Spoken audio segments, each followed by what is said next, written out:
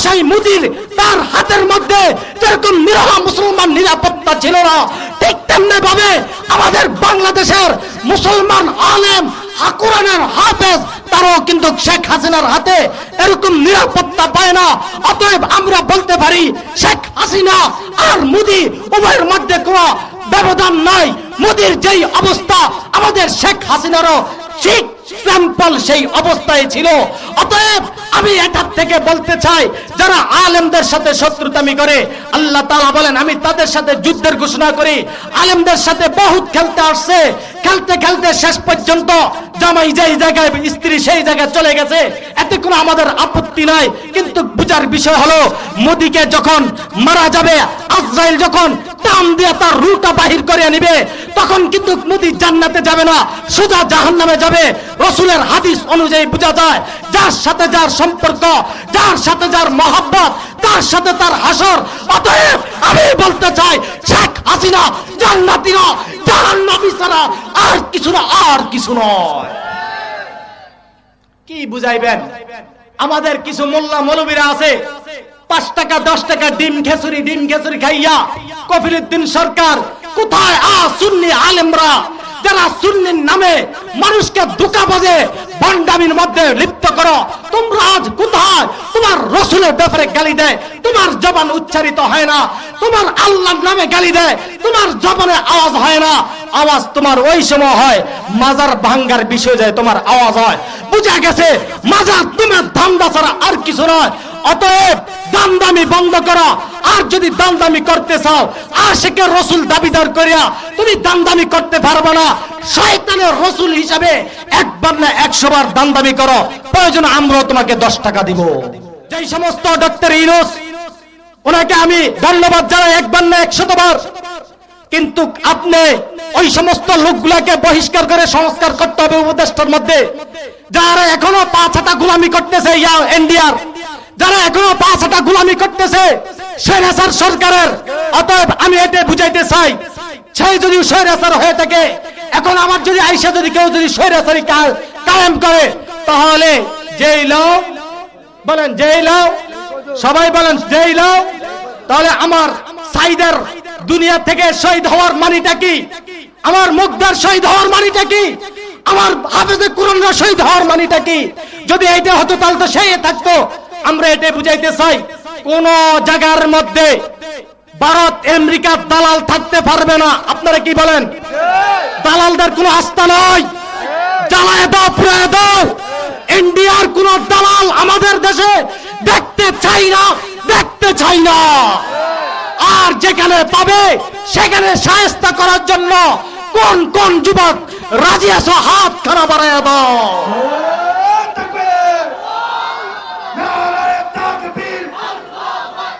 يا أيها الذين آمنوا ادخلوا في السلم كافة। হে ইমানদারগণ, হে ইমানদারগণ, এখানে ডাক দিয়া 2 শ্রেণীর ব্যক্তি আলাদা হয়ে গেছে। কয় শ্রেণী? সবাই বলেন কয় শ্রেণী? মানুষ 3 প্রকার। কয় প্রকার? এক হলো ইমানদার, বলেন ইমানদার, বেঈমান। ইমানদার হইয়া মুসলমান হইয়া আরেক দল, তার নাম মুনাফিক। তার নাম সবাই বলেন, তার নাম। এই প্রত্যেক শ্রেণীর বিষয়ে আল্লাহ তাআলা এক একটা সূরা অবতীর্ণ করেছেন। قد أفلح المؤمنون, মুমিনরা সফল কাম হয়ে গেছে। এই মুমিনদের বিষয়ে আল্লাহ পাক রব্বুল আলামিন একখানা সূরা কি করছেন? অবতীর্ণ করছেন। কাফেরদের বিষয়ে আল্লাহ তাআলা একখানা সূরা, কুল ইয়া আইয়ুহাল কাফিরুন, কাফেরদের বিষয়ে আল্লাহ তাআলা একখানা সূরা কি করছে? নাজিল করছে। আর মুনাফিকদের ব্যাপারে মনে হয় সূরা নাজিল করে না, করে না, না করছে? করছে না, করছে না? সবাই বলেন করছিনি।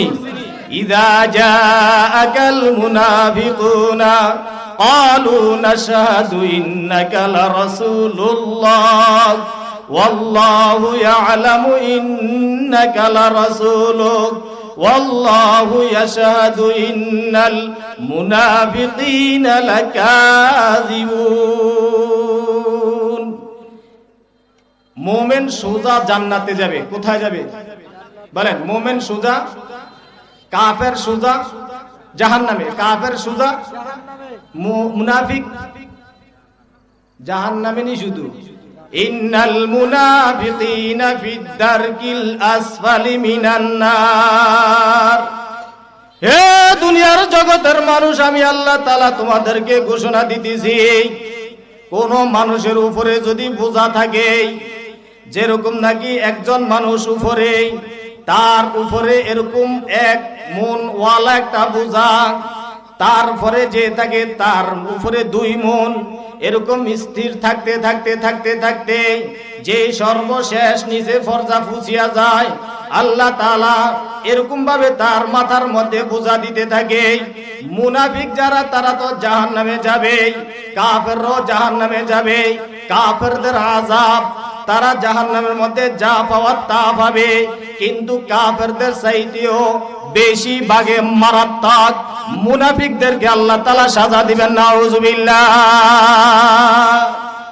এখন যোগ বিয়োগ করেন, মুনাফিকের সাথে থাকবো না মুমিনদের সাথে থাকবো?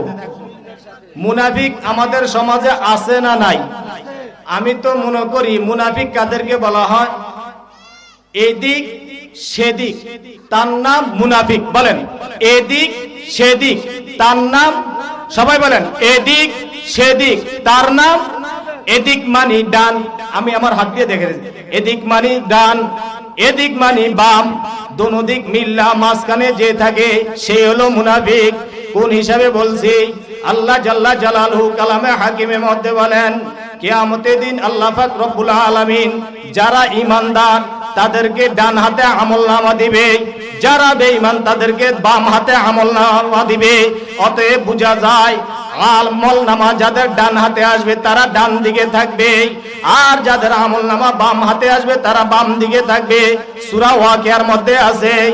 একটা দ্বারাতে বোঝা যায় কিছু সময় মুমিনদের কাতারে থাকা, আবার কিছু সময় কাফেরদের ইহুদিদের কাতারে থাকা, দোনো দিকে মিল্লা মাঝখানে নিজের গাও যেই বাঁচাইতে চায় তার নাম কি? মুনাফিক। তো আল্লাহ পাক রব্বুল আলামিন উদখুলু ফিস সিলমি কাফা, মুনাফিককেও বলে না, কাফেরদেরও বলে না, হিন্দুদেরকেও বলে না, মুশরিকদেরকেও বলে না, ইহুদিদেরকেও বলে না, মুমিনদেরকে ডাক দিয়ে বলেন উদখুলু, প্রবেশ করো, ফিস সিলমি, ইসলামের মধ্যে, কাফা, পরিপূর্ণভাবে।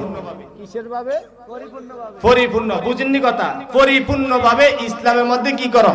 প্রবেশ করো। পরিপূর্ণভাবে ইসলামের মধ্যে প্রবেশ করা মানে কি? ওয়ালা তাত্তাবিউ খুতুওয়াতিশ শাইতান। হে ঈমানদার বান্দা বান্দি, আমি আল্লাহ তাআলা তোমাদেরকে ঘোষণা দিতেছি, ইসলামের মধ্যে প্রবেশ করার পর কিছু সময় আলেমদেরটা মানবা, কিছু সময় শয়তানেরটা মানবা, কিছু সময় মসজিদে যাইয়া সিজদা দিবা, কিছু সময় মন্দিরে যাইয়া আবার নমস্কার দিবা। লা তাত্তাবিউ খুতুওয়াতিশ শাইতান, কারো শয়তানের ইত্তেবা করা যাবে না। যদি ইত্তেবা করতে হয়, যদিও সিজদা দিতে হয়, কাকে দিতে হবে? যদি ডাকতে হয়, কাকে ডাকতে হবে? अगर गुयाद सगुन बायार गुयाद, अगर गुयाद सगुन बायार गुयाद, वगर जुयाद मुराबाज यार जुयाद। আল্লামা জামি বলেন, তুমি যদি ডাকতে মনে চায় দুনিয়ার কোন মানুষকে ডাইকো না, দুনিয়ার কোন মাখলুকাতকে ডাইকো না, কাকে ডাকো? আল্লাহ আল্লাহ আল্লাহ আল্লাহ আল্লাহ আল্লাহ আল্লাহ আল্লাহ আল্লাহ আল্লাহ আল্লাহ আল্লাহ আল্লাহ আল্লাহ আল্লাহ আল্লাহ আল্লাহ।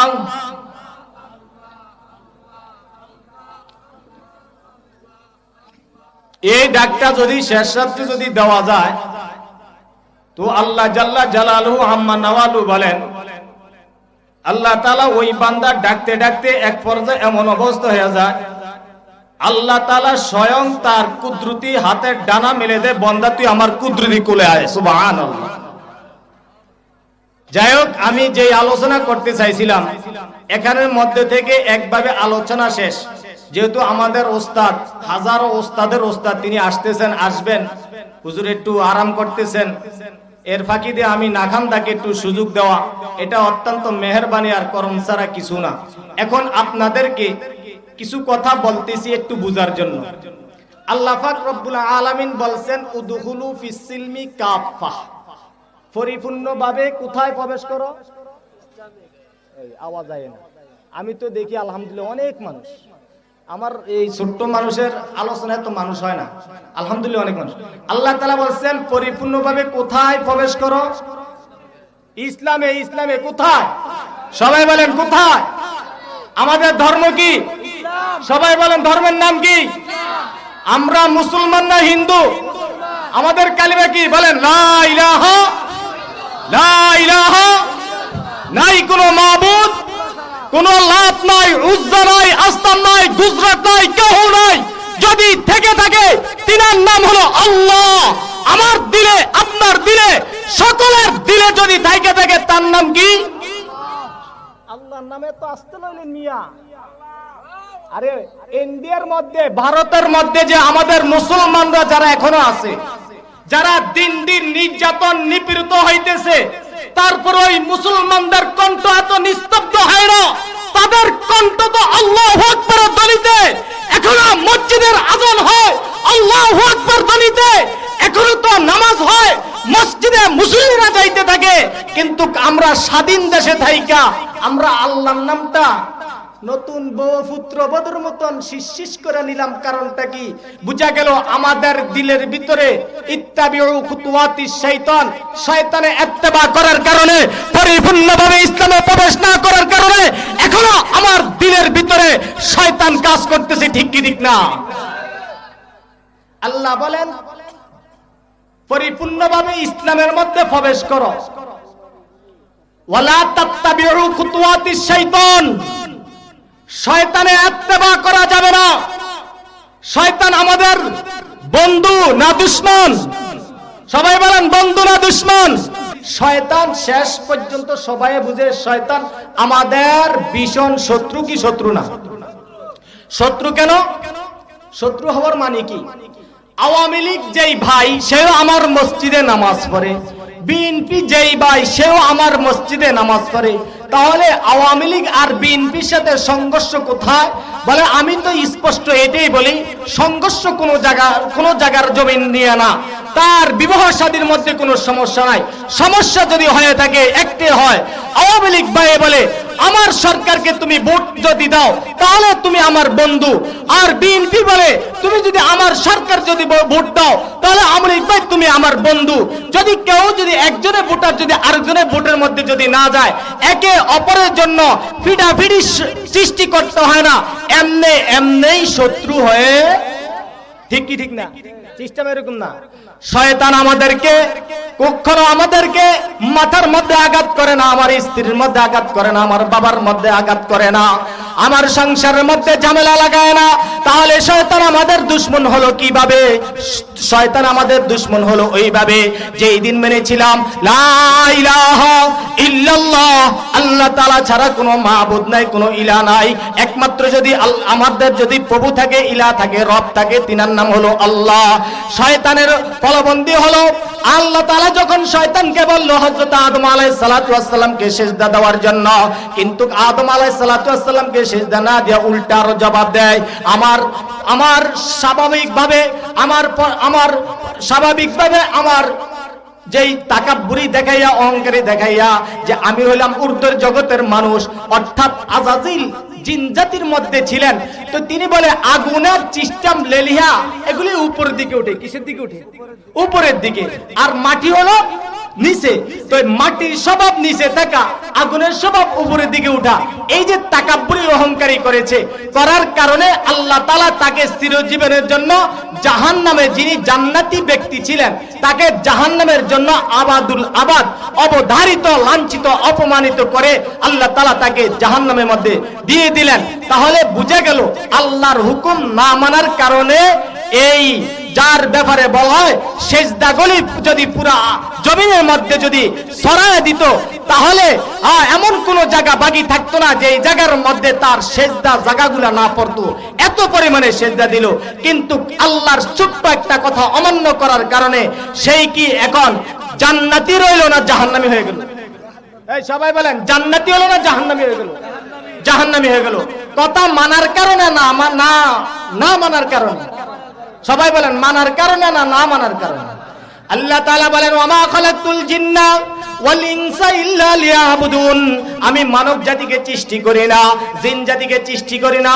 হ্যাঁ, তবে আমি আল্লাহ তাআলা সৃষ্টি করেছি এই জন্য যাতে করে দুনিয়ার জমিনের মধ্যে গেলে আমি আল্লাহ তাআলার কি করে ইবাদত করে, কি করে? সবাই বলেন, কি করে? ইবাদত করে। তাহলে মুমিনের আবেদের কাম হলো ইবাদত করা। এখন ইবাদত কাকে করবে? আল্লাহ রাসূল সাল্লাল্লাহু আলাইহি ওয়াসাল্লাম বলেন, একাকনিষ্ঠভাবে আল্লাহ তাআলাকে সিজদা দেওয়া, আল্লাহ তাআলার গোলামিত্ব করা, এটার নাম ইবাদত। এটার নাম, সবাই বলেন, এটার নাম ইবাদত। কিন্তু আমাদের ছাড়া যারা অন্য ধর্মের আছে তাদেরটা কি ইবাদত? তাদেরটা কি ইবাদত না? কেন ইবাদত না? আমরা সেজদা দেই, তারও তো সেজদা দেয়। আমরা রোজা রাখি, তারও রোজা রাখে। আমরা যেরকম বাইতুল্লাহ শরীফ যাইয়া এভাবে তওয়াফ করি, তারও তাদের গাছকে তওয়াফ করে। তাদের তওয়াফও ঠিক আছে, তাদের সেজদাও ঠিক আছে, তাদের সবকিছু ঠিক আছে। আমাদের সেজদার সাথে তাদের সেজদা মিল পাওয়া যায়, আমাদের প্রার্থনার সাথে তাদের প্রার্থনা মিল পাওয়া যায়, আমাদের সবকিছুর মধ্যে তাদের সবকিছু মিল পাওয়া যায়। কিন্তু আমাদেরটা ইবাদত, পরিণাম তার জান্নাত। তাদেরটাও তারা বলে ইবাদত, পরিণাম জাহান্নাম। কারণটা কি? কারণটা হলো দুইটা জিনিস। একমাত্র হলো আল্লাহ তাআলার হুকুম নাই, দুই নাম্বার হলো জনাবে রাসূলুল্লাহ সাল্লাল্লাহু আলাইহি ওয়াসাল্লামের তরিকা নাই। আল্লাহ তাআলার কি নাই? হুকুম নাই। আল্লাহ তাআলার রাসূলের তরিকা নাই। যেমন রাসূলুল্লাহ সাল্লাল্লাহু আলাইহি ওয়াসাল্লামের তরিকা, আল্লাহ তাআলার হুকুম, ঈদুল আযহা যেই দিন ওই দিন কেউ রোজা রাখতে পারবে না, ঈদুল ফিতর যেই দিন ওই দিন কেউ রোজা রাখতে পারবে না। কিন্তু রমজান মাসে যদি কেউ রোজা না রাখে তার গুনাহ হবে না সওয়াব হবে? গুনাহ হবে। কিন্তু সে যদি এরকম আবেদ হইয়া আল্লাহকে মহব্বত করিয়া যে আমরা তো 29 দিন 30 দিন রোজা রাখছি, ঈদুল ফিতরের দিনও রোজা রাখি, বলেন তো তার আবেগটা এটা তার ইবাদত হইল নাকি উল্টা গুনাহ হইল? কেন গুনাহ হইল? গুনাহ এই জন্য হয়েছে এটার মধ্যে আল্লাহর হুকুম নাই, রাসূলের তরিকা নাই, রাসূলের তরিকা নাই।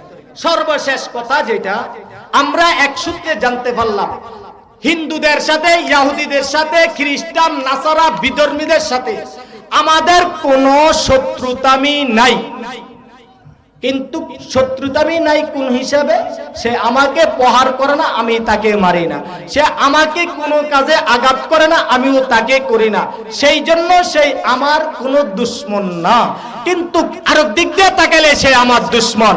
আমার নেতা রাসূল, আমার নেতা রাসূল সাল্লাল্লাহু আলাইহি ওয়াসাল্লাম, আমার বিধাতা আল্লাহ, আল্লাহর বিরুদ্ধে যদি কেউ কথা বলে, রাসূলের বিরুদ্ধে যদি কেউ কথা বলে, সেই জন্মদাতা আমার আব্বা হতে পারে, সেই জন্মদাতা আমার মা হতে পারে, কিন্তু সেই আল্লাহ এবং আল্লাহর রাসূলকে অকট্ট গালিগালাজ করার কারণে, আল্লাহর বিধান না মানার কারণে, রাসূলের তরিকাকে অস্বীকার করার কারণে তাকে, সেই যদি মুসলমানের ঘরও যদি হয়ে থাকে, তাহলে তাকে আমরা মারার কোনো অবকাশ নাই নাই নাই। বিধর্মীদেরকে কিভাবে মানব? তাদের তো আরো আগেই মানা নাই। আল্লাহ তাআলা বলেন, ওয়ালান তারদা আনকাল ইয়াহুদু ওয়ালান নাসারা হাত্তা তাত্তাবিআ মিল্লাতাহুম। ও মুসলমান যুবকদের তোমাদেরকে বলি, আজ হিন্দুদের সাথে তোমরা মুলাকাত করো সমস্যা নাই, ইহুদিদের সাথে তোমরা হাত পাতো সমস্যা নাই, ভারতওয়ালারা আমাদেরকে অনেক কিছু দেয় দেখতেছো, ঠিক আছে, কিন্তু এতে তুমি আর আমি আশ্চর্য হওয়ার, খুশি হওয়ার কিছু নয়। তারা অতক্ষণ পর্যন্ত তোমাকে দিবে যতক্ষণ পর্যন্ত না তারা তোমাদেরকে তাদের ধর্মের মধ্যে না নিবে, তারা অতক্ষণ পর্যন্ত তোমাদের প্রতি কোনো ভালো আচরণ করবে না। যদি দেখো ভালো আচরণ করতেছে, এটা বাহ্যিক শুরুতে ভালো আচরণ, বিতর্কতভাবে তাদের ভালো আচরণ না। এই ভালো আচরণ আসল আচরণ না। এই আচরণ হলো ওই ব্যক্তির মতন। কোন ব্যক্তির মতন জানেন? ছোট বাচ্চাকে বলছে, বাবা তুমি এক পোড়া ঘাস কাইটানো। কি কাইটানো? ঘাস। ওলা হাততাম না কইয়া একদিকে গেছি গিয়া, এখন বাবা রাস্তার দিকে আসছে, দেখে পোলাটা যেন মার্বেল খেলতেছে। বাবা এদিকে আসো, বাবা এদিকে আসো। ছেলে তো মনে আনন্দ, খুশি, উৎপল্ল পুপল্ল। আরে বাবা তো কান্না করার পর আমাকে ডাকতেছে, হয়তো বাবা কত আমাকে আনন্দ করবো। আসলে কি এই যে মায়াবী ডাকটা, এটা কি ফুফল্ল ডাক না সাজার ডাক?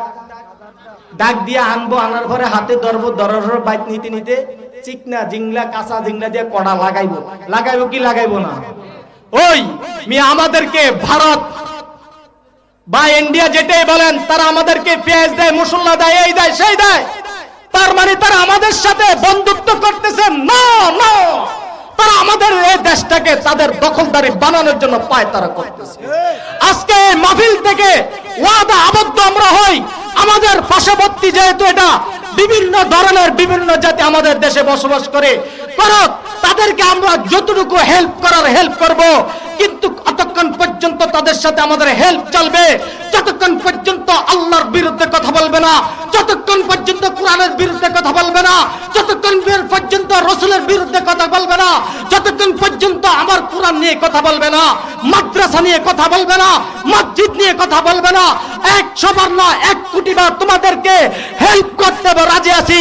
কিন্তু মনে রাখো, যখন আমার কোরআনের উপরে আঘাত আসবে, যখন আমার রাসূলের উপরে আঘাত আসবে, যখন নিরহ মুসলমানদের উপরে আঘাত আসবে, হেল্প দূরে থাকো। ইসকন ভাই তোমাদেরকে বলতে চাই, তওবা করে আবার ইসলামের পক্ষে চলে আসো। ইসলামের পক্ষে যদি না আসো, আমাদের কোনো অভিযোগ নাই, আমাদের কোনো তোমাদের কাছে জবাবদিহিতা নাই। কিন্তু আমরা এটা বলতে চাই, হিন্দু সম্প্রদায়, তোমরা তোমাদের হিন্দু ধর্ম নিয়ে থাকো, আমাদের কোনো সমস্যা নাই।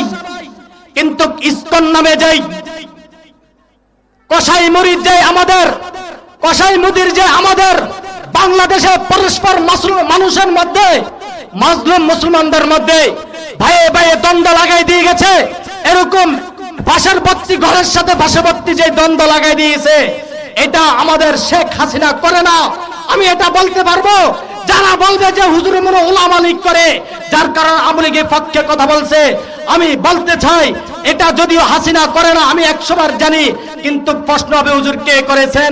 আমি বলবো সেই করেছে, সেই নাম হলো মোদি।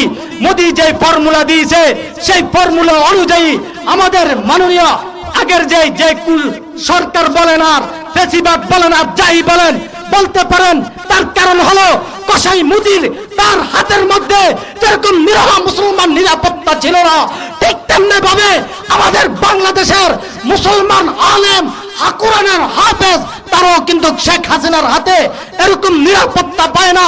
অতএব আমরা বলতে পারি শেখ হাসিনা আর মোদি উভয়ের মধ্যে কোনো ব্যবধান নাই। মোদির যেই অবস্থা, আমাদের শেখ হাসিনারও ঠিক স্যাম্পল সেই অবস্থায় ছিল। অতএব আমি এটার থেকে বলতে চাই, যারা আলেমদের সাথে শত্রুতামি করে, আল্লাহ তাআলা বলেন আমি তাদের সাথে যুদ্ধের ঘোষণা করি। আলেমদের সাথে বহুত খেলতে আসছে, খেলতে খেলতে শেষ পর্যন্ত জামাই যেই জায়গায়, স্ত্রী সেই জায়গায় চলে গেছে, এতে কোনো আমাদের আপত্তি নাই। কিন্তু বুঝার বিষয় হলো, মোদিকে যখন মারা যাবে, আজরাইল যখন টান দিয়ে তার রূহটা বাহির করে নিবে, তখন কিন্তু মোদি জান্নাতে যাবে না, সোজা জাহান্নামে যাবে। রাসূলের হাদিস অনুযায়ী বোঝা যায়, যার সাথে যার সম্পর্ক, যার সাথে যার মহব্বত, তার সাথে তার হাসর। অতএব আমি বলতে চাই, শেখ হাসিনা জান্নাতি না, জাহান্নামী ছাড়া আর কিছু না, আর কিছু নয়। কি বুঝাইবেন? আমাদের কিছু মোল্লা মৌলবীরা আছে, 5 টাকা 10 টাকা ডিম খেসুরি খাইয়া কফিলউদ্দিন সরকার কোথায়? সুন্নি আলেমরা যারা সুন্নির নামে মানুষকে ধোঁকাবাজে ভণ্ডামির মধ্যে লিপ্ত করো, তোমরা আজ কোথায়? তোমার রাসূলের ব্যাপারে গালি দেয়, তোমার জবান উচ্চারিত হয় না। তোমার আল্লাহর নামে গালি দেয়, তোমার জবানে আওয়াজ হয় না। আওয়াজ তোমার ওই সময় হয় মাজার ভাঙ্গার বিষয় যায়, তোমার আওয়াজ হয়। বুঝা গেছে, মাজার তোমার ধান্দা ছাড়া আর কিছু নয়। অতএব দামদামি বন্ধ করো। আর যদি দামদামি করতে চাও, আশিকে রাসূল দাবিদার করিয়া তুমি দামদামি করতে পারবে না। শয়তানের রাসূল হিসাবে 1 বার না 100 বার দামদামি করো, প্রয়োজন আমরাও তোমাকে 10 টাকা দিব। কি বুঝলেন? ইসকনরা কি চালাইতে চায় এই দেশের মধ্যে আপনারা কিছু জানেন? আমাদের যুবকদেরকে বিভিন্ন গেমস, বিভিন্ন জুয়া আসরের মধ্যে বসায় রাখা এদিক দিয়ে আমাদের ইসলামকে হস্তনস্ত করতেছে। বন্ধু শুনে রাখো, হয়তোবা পূর্বাভাস দিতেছে গাজওয়াতুল হিন্দ। গাজওয়াতুল হিন্দ মানে কি? গাজওয়া মানে যুদ্ধ, হিন্দ মানে হিন্দুস্তানের যুদ্ধ। হিন্দুস্তান দ্বারা তো আমরা বুঝি ইন্ডিয়া, ভারত। অতএব এই গাজওয়াতুল হিন্দের জন্য প্রস্তুতি থাকো। মুআজ আর মুআওয়াজ রাদিয়াল্লাহু তাআলা আনহুমা যখন আবু জাহেল রাসূলুল্লাহ সাল্লাল্লাহু আলাইহি ওয়াসাল্লামের বিদ্রোহ করা শুরু করলো, রাসূলের ব্যাপারে যখন ষড়যন্ত্র করা শুরু করলো, মুআজ আর মুআওয়াজের দিলের ভিতরে বাড়ি খেলো। কেমনে আমার রাসূলকে গালি দেয়, কেমনে আমার রাসূলের সাথে গাদ্দারি করে, এটা তো আমাদের বরদাস্ত হয় না। মুআওয়াজ রাদিয়াল্লাহু তাআলা আনহু তিনার আম্মার কাছে শপথ করলেন, বায়াত করলেন, আমি আমার জীবন থাকা সত্ত্বে আমি অতক্ষণ পর্যন্ত শান্তি হব না যতক্ষণ পর্যন্ত নয় রাসূলুল্লাহ সাল্লাল্লাহু আলাইহি ওয়াসাল্লামকে গালি করনে ওয়ালা, রাসূলের ইজ্জত নিয়ে টানা হেসরে করনে ওয়ালার গর্দান যতক্ষণ পর্যন্ত না উড়াবো ততক্ষণ পর্যন্ত আমি শান্ত হব না। এরকম 12 বছর থেকে 13 বছরের যুবক মা বাবা থেকে বিদায় নিয়ে বের হয়ে গেলেন। আবু জাহেলকে চিনতে পারেন না। আবু জাহেলকে চিনার জন্য একজন সাহাবীকে বললেন, ভাই আবু জাহেল কোনটা, কি বা কেন আমার প্রয়োজন? বলা হয় যে এই যে আবু জাহেল, হযরত মুআজ রাদিয়াল্লাহু তাআলা আনহু এতই ছোট ছিলেন, তিনার উটের উপরে তার গর্দান ফালাবে সেই লম্ব ছিলেন না। হযরত মুআজ রাদিয়াল্লাহু তাআলা আনহুকে আল্লাহর কুদরতি জ্ঞান দান করলেন। হযরত মুআজ রাদিয়াল্লাহু তাআলা আনহু উটের সামনের ফাম মধ্যে এমন ভাবে আঘাত করলেন, উট কাট হয়ে পড়ে গেল, আর সাথে সাথে আবু জাহেলের গর্দান উড়াইয়া দিল। সেই এখন নিজকে নিজে দণ্ড মনে করে বলতেছে, আজ থেকে আমার দিল পছন্দ হয়ে গেছে, আল্লাহর রাসূলের দুশমনকে দুনিয়ার জমিন থেকে চির জীবনের জন্য জাহান্নামে পাঠাইয়া দিছি। বলেন না সুবহানাল্লাহ। ও দোস্ত, আমরা তো সেই আশিকের রাসূল, আমরা তো সেই নবীর উম্মত, আমরা তো সেই আল্লাহকে মানি, কিন্তু আমার ভিতরে সেই ইসপাহা কেন নাই? আমার ভিতরে রাসূলের মহব্বত কেন নাই? আল্লাহ রাসূল সাল্লাল্লাহু আলাইহি ওয়াসাল্লামের একখানা হাদিস, হযরত ওমর রাদিয়াল্লাহু তাআলা আনহুকে বলেন যে ওমর, তুমি রাসূলুল্লাহ সাল্লাল্লাহু আলাইহি ওয়াসাল্লামকে দোস্ত মনোযোগ এদিকে, যারা এখানে সাফের খেলা চাইবেন দূরে চলে যান, এতে আমাদের কোনো আপত্তি নাই, দুইজন থাকবে যথেষ্ট। আপনি একটাই কথা বলতে চাই, হযরত ওমর রাদিয়াল্লাহু তাআলা আনহুকে বললেন, তুমি আল্লাহর রাসূলকে কেমন মহব্বত করো? আমার জান চাইতে বেশি মহব্বত করি। বলি সুবহানাল্লাহ। আরে জান চাইতে বেশি মহব্বত করি। হযরত ওমর রাদিয়াল্লাহু তাআলা আনহু বলেন যে ওমর রাদিয়াল্লাহু তাআলা আনহু অর্ধের পৃথিবী জাহান্নামের বাদশা ছিলেন, যাকে রাসূলুল্লাহ সাল্লাল্লাহু আলাইহি ওয়াসাল্লাম খেতাব দিয়েছেন। আমার পরে যদি কেউ নবী হতো তো হতো সেই ওমর। বলি না সুবহানাল্লাহ। যে ওমর রাদিয়াল্লাহু তাআলা আনহুকে দেখলে শয়তান সহকারে এরকম ভাবে ভয়ে কম্পনে ভূকম্পিত হতো। এক রাস্তা রাসূলকে ওমর রাদিয়াল্লাহু তাআলা আনহুকে দেখলে অন্য রাস্তা দিয়ে ঘুরে শয়তান দৌড়াইতো। সে ওমর রাদিয়াল্লাহু তাআলা আনহু বলেন, আমি রাসূলকে আমার জান চাইতে বেশি মহব্বত করি। সুবহানাল্লাহ। ভাই যে কবেন না এখন কবেন, আরো জোরে বলেন সুবহানাল্লাহ।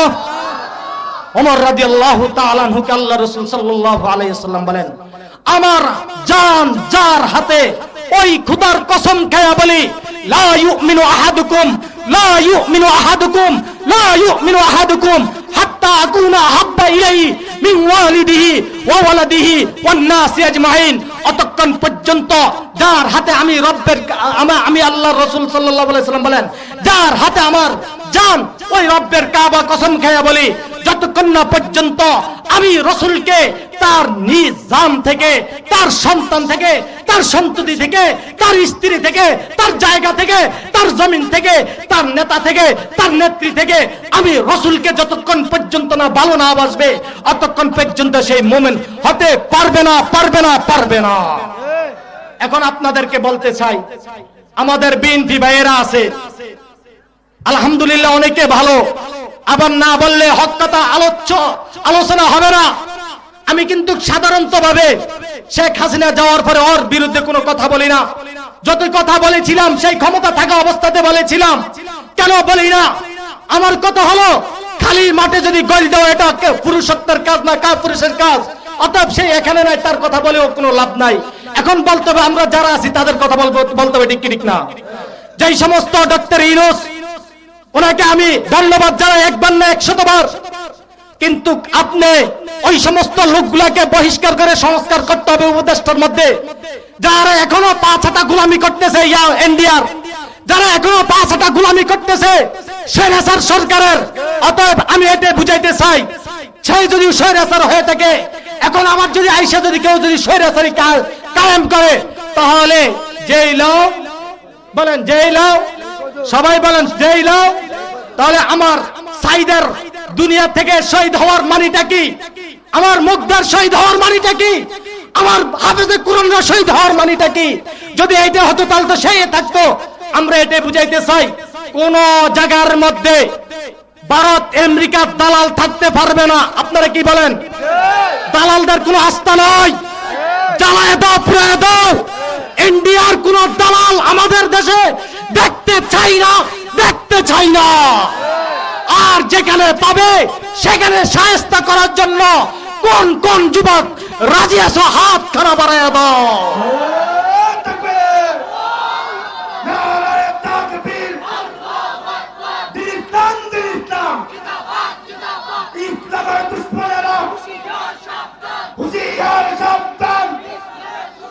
ভারতের দালালেরা হুঁশিয়ার সাবধান। দোস্ত আহবাব, ভয় পাওয়ার কিছু নয়। অর্ধজাহানের পৃথিবী শাসন করেছেন হযরত ওমর রাদিয়াল্লাহু তাআলা। আমাদেরকে ইতিহাস মনে রাখতে হবে। সেই ওমর রাদিয়াল্লাহু তাআলার ইতিহাস আমি টানতেছি না।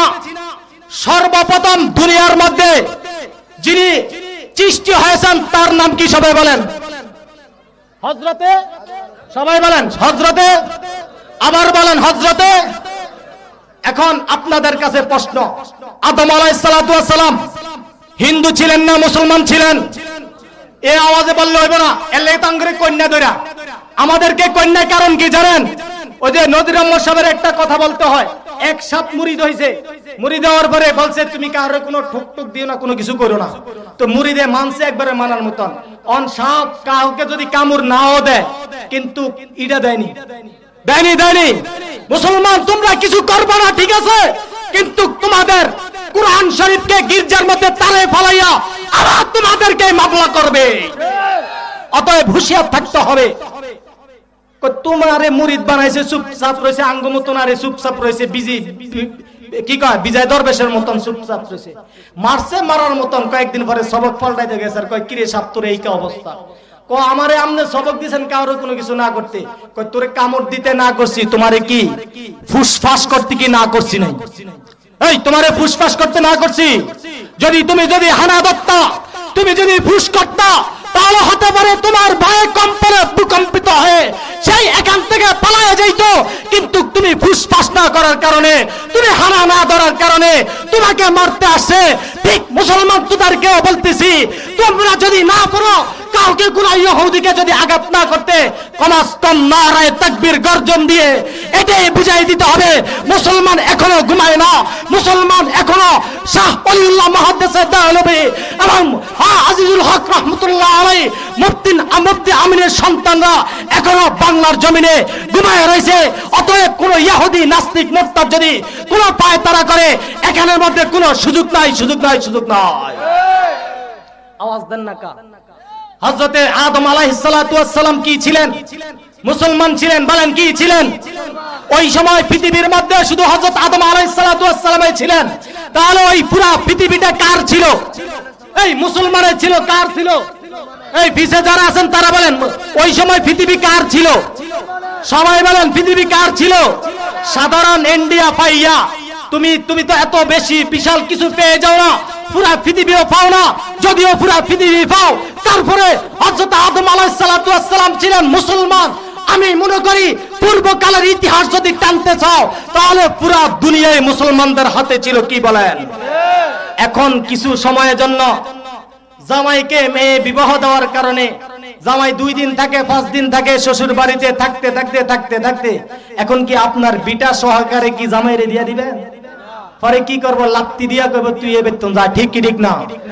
আমাদের বিভিন্ন অঞ্চলে বাংলাদেশের মাতৃভূমিকে আমাদের ফেসিবাদ সরকার বিভিন্ন জায়গায় ইন্ডিয়াকে দিয়েছে।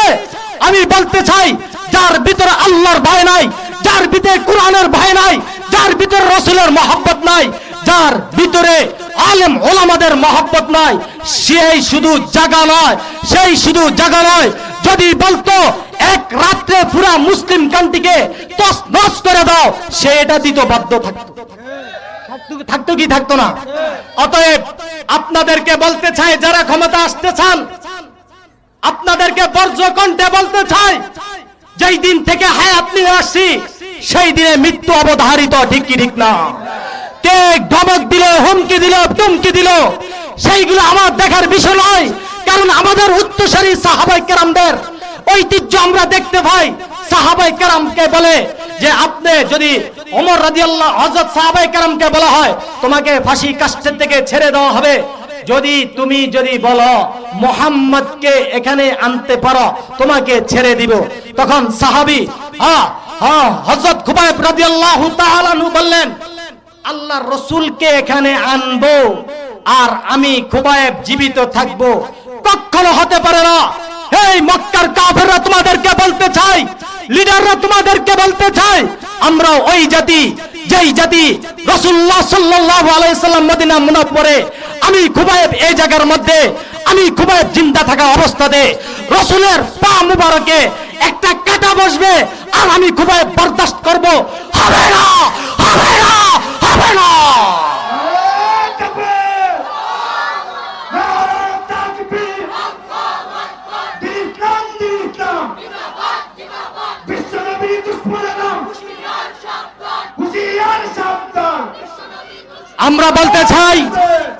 আমরা বলতে চাই খুবাইব রাদিয়াল্লাহু তাআলা আনহু রাসূলের উম্মত ছিলেন, আমরা সেই রাসূলের উম্মত।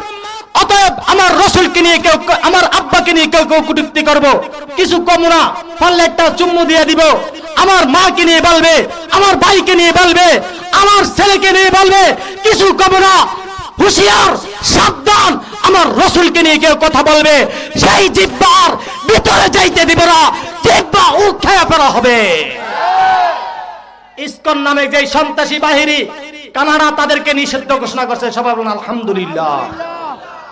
এইদিকে মতলব শিবপুরের দিকে ইসকন্দের কার্যালয় এগুলি ভেঙে দিয়েছে। আমাদের এদিকে হিন্দুরা 5 আগস্টের পরে কোনো নির্যাতিত হয় না, হয়েছে? হয় না। মুসলমানরা পাহারাদারি করছে, আমরা তাকে একবার না 100 বার পাহারাদারি করবো, কোনো আপত্তি নাই। যেই সময় আমাদের কলিজার উপরে আঘাত আসবে সেই সময় হিন্দু বুঝি না, মুসলিম বুঝি না, যেই যার দালালি করবে, ইহুদিদের দালালি করবে, তাদের সাইজ ছাড়া আর কোনো কথা নয়। ইসকনরা বলে তাদের যেই মিশন বাস্তবায়ন করতে চায়, গাজওয়াতুল হিন্দের কথা বলে আমি আপনাদেরকে ইনশাআল্লাহ ছেড়ে দিব। রাসূলুল্লাহ সাল্লাল্লাহু আলাইহি ওয়াসাল্লামের ভবিষ্যৎবাণী, গাজওয়াতুল হিন্দ যখন শুরু হবে, এরকম হিন্দুস্তান মানুষকে যখন হিন্দুস্তানে বেঈমান ইহুদি খ্রিস্টান নাসারা, গুজরাটের কসাই মুদির, আমরা তো মনে করি ওই যে মুদি যেই সময় বাংলাদেশ আসতে চাইছিল সেই সময় আলেম ওলামারা বাধা দেওয়ার কারণে কেউ 13 মাস, কেউ 2 বছর, কেউ 3 বছর করে এরকম আয়নাঘরে বন্দী ছিল। দোষ কি, কারণ কি? কারণ হলো একটাই, কসাই মুদিকে বাংলাদেশে আসতে দেওয়া হবে না বলে কিল্লাইকে গর্জন উঠাইলো, তাদের দোষ এইটাই। কেন আসবে? সেই কেন আসবে? আমাদের যেই মসজিদ, কি মসজিদ, বাবরি মসজিদকে যে শহীদ করেছে, এবং আমাদের নিরহ মুসলমানদের ফ্রিজের ভিতরে গরু গোশত নয়, অন্যজনকে গরু গোশত দিয়ে ওই মুসলমানদেরকে যারা হত্যা করে, সেই কসাই মুদিরকে যারা বাংলাদেশে আনতে চাইছে, আমি তো মনে করি সরে সরে খালতো ভাই, সেই আরো কসাই, সেই তো আরো কসাই, না হলে কসাই রে খবর দেয়। সেই আন্ন হয় কি, আন্ন হয় সেই কসাই না হলে কসার সাথে তার সম্পর্ক থাকার কারণে এখানে জবাই করার লেগে তাকে আনছে। ঠিক তার বাস্তবায়ন পূরণ হয়েছে। আমাদের অনেক লোক, আলেম ওলামা, বিএনপি বুঝি না, এরকম ছাত্র শিবির বুঝি না, এরকম কে বা কি আসি বিষয় সেটা না, যারা বাধা দিছে তাদেরকে এরকম ভাবে হত্যা করছে না। মুসলমান কারণ কি জানো? রাসূলুল্লাহ সাল্লাল্লাহু আলাইহি ওয়াসাল্লাম বলেন, হে আমার সাহাবায়ে কেরাম শুনো শুনো, এমন একটি সময় আসবে যে এই সময়ের মধ্যে লক্ষ লক্ষ কোটি কোটি মুসলমান থাকবে, থাকার পরেও তারা মার খাইবে। কি খাবে? কারণ কি? কারণ হলো তাদের ঐতিহ্য ভুলিয়া যাওয়ার কারণে। আমরা আমাদের ঐতিহ্যকে ধরে রাখবো। সবাই সবাই এদিকে তাকান, আমরা আমাদের ঐতিহ্যকে ধরে রাখবো কি রাখবো না? এই গেমস, পাবজি, ফ্রি ফায়ার, বিভিন্ন টিকটকের আইডির মধ্যে না ঢুকে দেয় কা। আমার রসুলকে যারা গালি দেয়, কোরআনকে যারা গালি দেয়, আলেম বিদ্বেষী যারা, তাদের কোন আস্থানা আমরা বাংলা জমিনে হতে দেব না, দেব না, দেব না। নাসরুম মিনাল্লাহ ওয়া ফাতহুন করিব ওয়া বাশশিরিল মুমিনিন। আমরা দোয়া করি আল্লাহ তাআলা যাতে করে আমাদেরকে ঈমানের সাথে দুনিয়ার মধ্যে জীবন যাপন করার তৌফিক দান করে, এবং ঈমানের সাথে যাতে আমরা কবরের জগতে যাইতে পারি। ওয়া আখিরু দাওয়ানা আলহামদুলিল্লাহি রাব্বিল আলামিন।